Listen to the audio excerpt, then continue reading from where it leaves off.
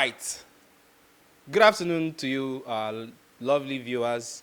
It's your boy, Dominion Trooks. And of course, I'm here with my football AI, Akong Bright. Yeah, How, nice to be here. how you doing? I'm good. I'm good. It's been a while. Yeah, been a while. Can I just get? Yeah, okay. It's cool. Yeah, It's cool. cool. All right. We just have, I think Afcon is starting tomorrow. Yeah, And definitely. there's been a lot of preparations from all the camp, but particularly today we are going to be specific about the Super Eagles. And that's very terrible news about Sadiq Umar's withdrawal from the Afcon because of injuries. We were smeared with the terrible news of Victor Boniface not having to feature. I mean, we have seen a whole lot of these guys in Bayer Leverkusen, and Nigerians were like, oh, this guy has a lot to bring to the table come Afcon. But all of a sudden, boom, injury, and he's pulled out of the Afcon and replaced with Murphy. And now we are hit with the news of Sadiq Umar, who has been replaced with Onuachu. Now, I would like to ask you, as it stands now, the only vibrant striker we have is Victor Osimhen.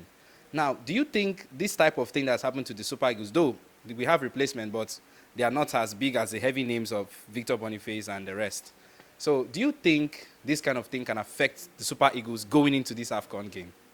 Well, for me, I would say Nigerians in general, even me myself, I had like high hopes coming into this Afcon, and we saw the likes of Victor Boniface, a whole lot of things they have been doing back at their club side, and we hope that come this Afcon, we would see a whole lot of goals coming in from Victor Osimhen and Victor Boniface, and even the likes of Umar Sadiq, because these niggas, they have been doing a whole lot.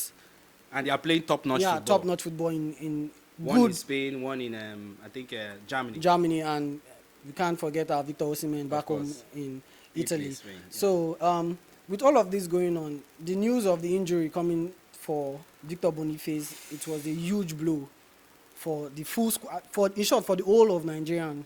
Like, we had high hopes coming into this one and felt like, okay, yes, there will be like sharing of goals between these attackers. We have Lukman in the squad. We also have Iheanacho in the squad, even though we are told prior to this time that he has been hit with a little or minor injury. So we are still hoping maybe he's going to join with the squad later on. And we also have the likes of Sadiq. But now this news of Sadiq being dropped because of injuries is a huge blow. But we hope Nigerians, we have good players and they are doing well in their club side. Definitely, they are doing well in their club side. So for me, the problem is not about how they perform in this AFCON, but how well will they perform, because definitely they are going to come into each games and they are going to do their things, but that much energy, would they give that much energy the way they give in their club side, knowing fully well that this is like two different types of games? We know that when we watch the Premiership or the La Liga or the Italian Serie A, we say, oh, these are Western football and it's more of tiki-taka, but we know the African football is being known for huge physical game, whereby without having that much energy and that much strength and physical stability, you won't be able to perform in AFCON. So that's how they perform. That's how we play our game here in Africa. And if these guys cannot meet up with that standard, then it's going to be difficult for them. But the news of Paul Onuachu coming into the side is a good one. He has been in the squad before, but he didn't make the list for AFCON. But coming into this one, I believe they are going to do well.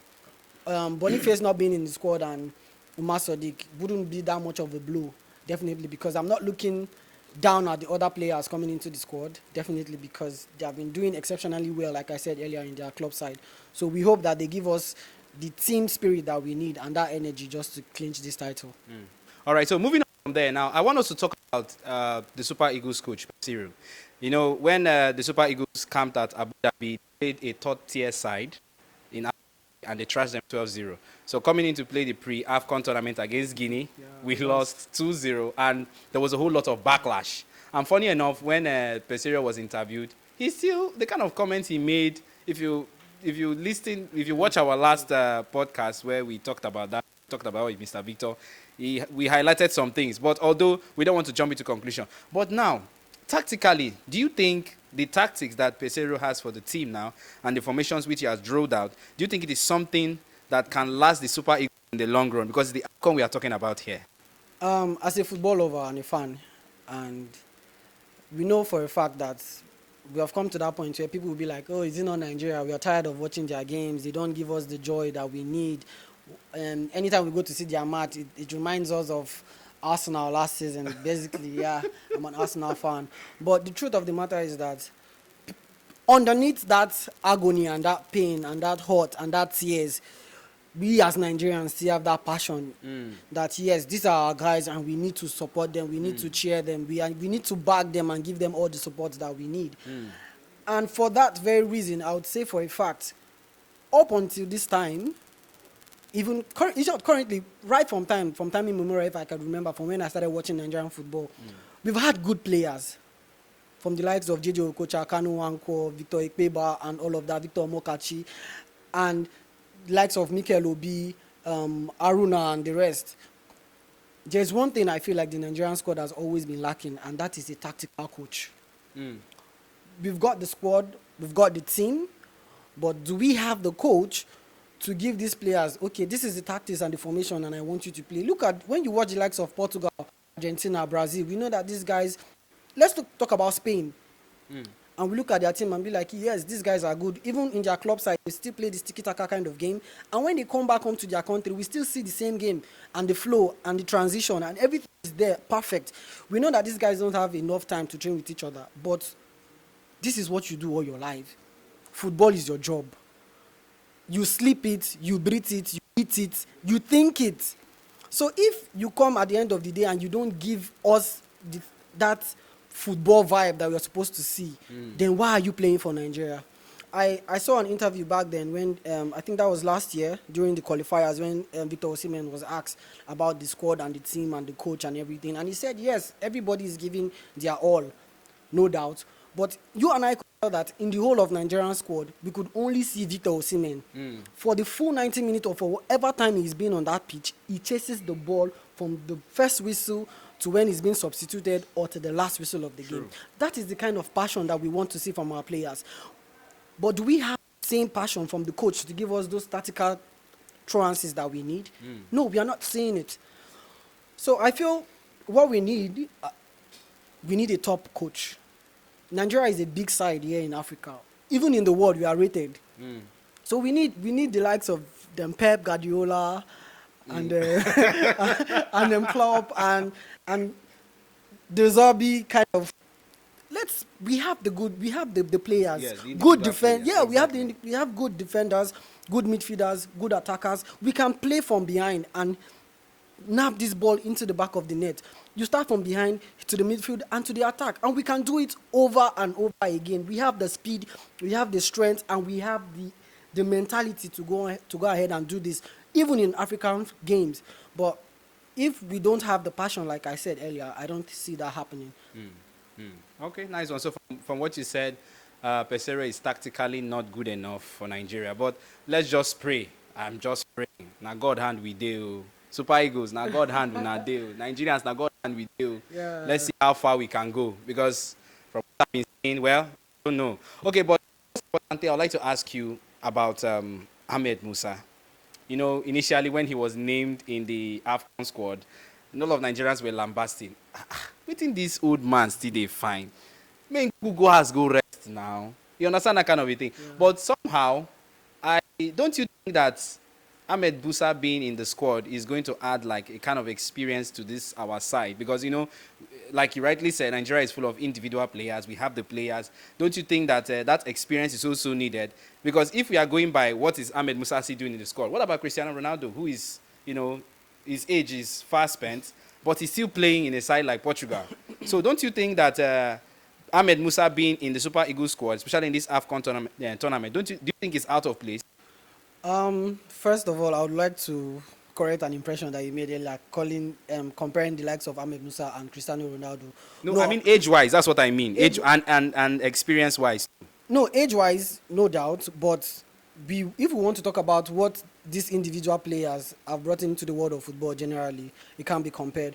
But in terms of individual and your country side and what you are giving to these guys, what motivations you are giving to these guys, definitely you can compare in like minds. And I would say Ahmed Musa is one player that the Nigerian squad, even on and off the pitch, has been of great interest and of great priority to our team. Because now we know for a fact that these young lads are just newbies in the game, even though some of them are having their first cap Of course, in, of course, in the AFCON, basically, and they have not been in it before. They don't know how it is in terms of the spirit that comes with it. So you need that one person that can give you that ginger. Our last game in the qualifiers where we played against, I think, Equatorial Guinea or something, if I'm not mistaken, and the keeper that was used, it was not Uzor. It was the other guy, I think Adeleye or something. And prior to that game, at the training ground, according to Osimhen in that same interview that I talked about earlier, he said Ahmed Musa called the guy and was giving him that encouragement. And that is what we need from our senior players. And that is what Ahmed Musa is doing. Ahmed Musa is one player that I don't think Nigerians are complaining, basically. Because but on Twitter, I feel like there was a backlash. I feel like these are people that are not following Nigerian football on a basis, like on a daily basis, on a monthly basis, on a yearly basis. Because if we talk about the likes of Ahmed Musa in the Nigerian squad, let's leave the Nigerian squad out of it. When he came back after he left Leicester City and came back to Nigeria to play with his home-based team, he was sponsoring them for trips, and he gave those guys motivation, and he also brings that even into the Nigerian squad. So Ahmed Musa is not one player that we should look and be like, okay, he's not supposed to be in the team. Okay, if you don't have Ahmed Musa in the team, who do you want to bring into the team? I wonder. Because definitely there's nobody else that is going to make that front three apart from those guys that we see currently. And Ahmed Musa is not coming to drag shirts with those guys, but I feel like the coach has his reasons why he's in that team. And you know that, sorry to cut you short, you know that Ahmed Musa was, I think, is one of the last players who won the last Afcon in 2013. So we need that vibe, that fire, that spirit of somebody that has clinched the title, the cup before, and knows what it takes to get to that very stage all over again. The likes of them, Lookman, these guys are this is their first Afcon. And if they don't perform well, they need that individual presence in the team to tell them that, yes, we can do it. We look at World Cup, what happened when Nigeria played Argentina. Ahmed Musa scored 2 goals in that very game. Those are the kind of magical presence that Ahmed Musa can bring into the Nigerian team. All right. To you, our viewers out there, those of you watching this video for the first time, I believe you're interested. I mean, you're excited about what you're watching right now. And you're just going to do me one favor, like I always say. Just below your screen, we have the subscribe button. You click on the subscribe button and, of course, activate the notification bell so that as we keep posting our videos, you will always be the first to receive it. And remember that we here at Football Intel are promising you guys that Afcon, which is starting from tomorrow, we here are going to be giving you post-match analysis for the 52 games in Afcon. I mean, that's really amazing. We are prepared for you this term. Yeah. See this year, 2020 slogan. Remember that now? No grief for anybody. We at Football Intel, we know the grief for anybody. Back to back, we go there. with so much content. I'm telling you. Yeah, amazing. And to you, our subscribers out there, keep sharing, keep liking, keep commenting our videos, because your comments on these videos we create here help us to know how you guys feel about the content we create here on Football Intel. So, Football AI. Yeah. Football AI. Yeah. Football AI. Are you happy about the Afcon? Yeah, I'm happy about the Afcon. I'm so excited. I can't wait for it to kick off.